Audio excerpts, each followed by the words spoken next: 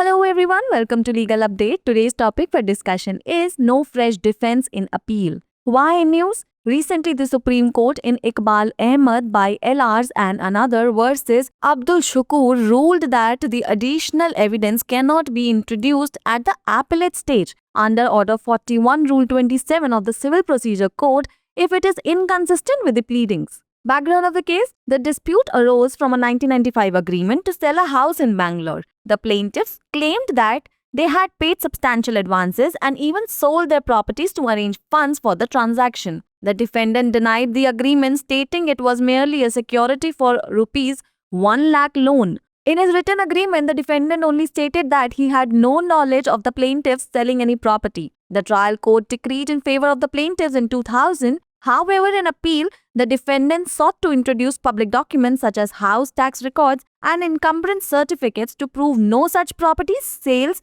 occurred. The High Court admitted the evidence and reserved the decree without examining the pleadings. What were the court observations? The bench of Justice P.S. Narasimha and Justice A.S. Chandurkar held that appellate courts must first examine whether the pleadings support the additional evidence. If a defense was not raised in the written statement, new evidence cannot be brought in appeal. In this case, the defendant shifted from no knowledge to actively disproving sales, which amounted to raising a new defense at the appellate stage. The High Court erred in admitting the evidence without checking pleadings, hence the matter was remanded for reconsideration. Provision involved is Order 47 Rule 27 of CPC, which grants power to the appellate court to accept additional evidence in limited circumstances. First, where the trial court wrongly refused evidence. Second, where the appellate court needs the evidence to pronounce judgment. And third, where for other substantial cause, justice requires it. However, additional evidence must be consistent with pleadings, otherwise it has no evidentiary value. It's the time for practice question. When can appellate courts admit additional evidence? Option A, when the trial court refused evidence wrongly. Option B, when justice requires it. Option C, when necessary for decision making. And option D, all of the above. Pin down your answers in the comment section below.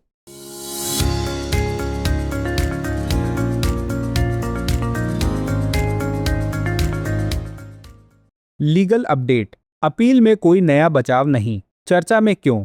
हाल ही में supreme court ने इकबाल अहमद मृत LRS और अन्य बनाम अब्दुल शुकूर मामले में फैसला सुनाया कि आदेश XLI नियम 27 CPC के तहत अपीलीय चरण में अतिरिक्त साक्ष्य पेश नहीं किया जा सकता यदि यह दलीलों के साथ असंगत है। मामले की पृष्ठभूमि: यह विवाद 1995 में बेंगलौर में एक मकान बेचने के समझौते से उपजा था। वादी पक्ष ने दावा किया कि उन्होंने इस सौदे के लिए पर्याप्त अग्रिम राशि चुकाई थी और धन जुटाने के लिए अपनी अन्य संपत्तियां भी बेच दी थी। प्रतिवादी ने समझौते से इनकार करते हुए कहा कि यह केवल 1 लाख रुपए के ऋण के लिए एक सुरक्षा थी। अपने लिखित बयान में प्रतिवादी ने केवल इतना कहा कि उसे वादी द्वारा कोई संपत्ति बेचने की कोई जानकारी नहीं थी। निचली अदालत ने वादी के पक्ष में फैसला सुनाया। हालांकि अपील में प्रतिवादी ने यह साबित करने के लिए ऐसी कोई संपत्ति बिक्री नहीं हुई थी। गृहकर रिकॉर्ड और भार प्रमाण पत्र जैसे सार्वजनिक दस्तावेज पेश करने की कोशिश की। उच्च न्यायालय ने साक्ष्य स्वीकार कर लिया और दलीलों की जांच किए बिना ही फैसला पलट दिया। न्यायालय की टिप्पणियां: न्यायमूर्ति PS नरसिम्हा और न्यायमूर्ति AS चंदुरकर की पीठ ने कहा कि अपीलीय न्यायालयों को पहले यह जांच करनी चाहिए कि क्या दलीलें अतिरिक्त साक्ष्य का समर्थन करती हैं। यदि लिखित बयान में बचाव का कोई तर्क नहीं दिया गया है तो अपील में नया साक्ष्य नहीं लाया जा सकता। इस मामले में प्रतिवादी ने कोई जानकारी नहीं से हटकर सक्रिय रूप से बिक्री को गलत साबित करने की बात कही, जो अपीली स्तर पर एक नया है। उच्च न्यायालय ने दलीलों की जांच किए बिना साक्ष्य स्वीकार करने में गलती की इस मामले को पुनर्विचार के लिए वापस भेज दिया है। शामिल प्रावधान: आदेश XLI नियम 27 CPC अपीलीय न्यायालयों को सीमित परिस्थितियों में अतिरिक्त साक्ष्य स्वीकार करने की शक्ति प्रदान करता है।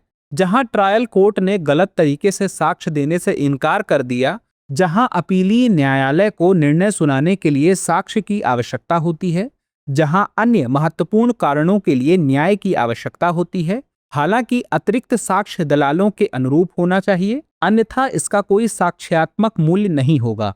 प्रैक्टिस क्वेश्चन: अपीलीय न्यायालय अतिरिक्त साक्ष्य कब स्वीकार कर सकते हैं? ए, जब ट्रायल कोर्ट ने साक्ष्य को गलत तरीके से अस्वीकार कर दिया हो, जब न्याय की आवश्यकता हो, जब निर्णय लेने के लिए आवश्यक हो, डी उपरोक्त सभी।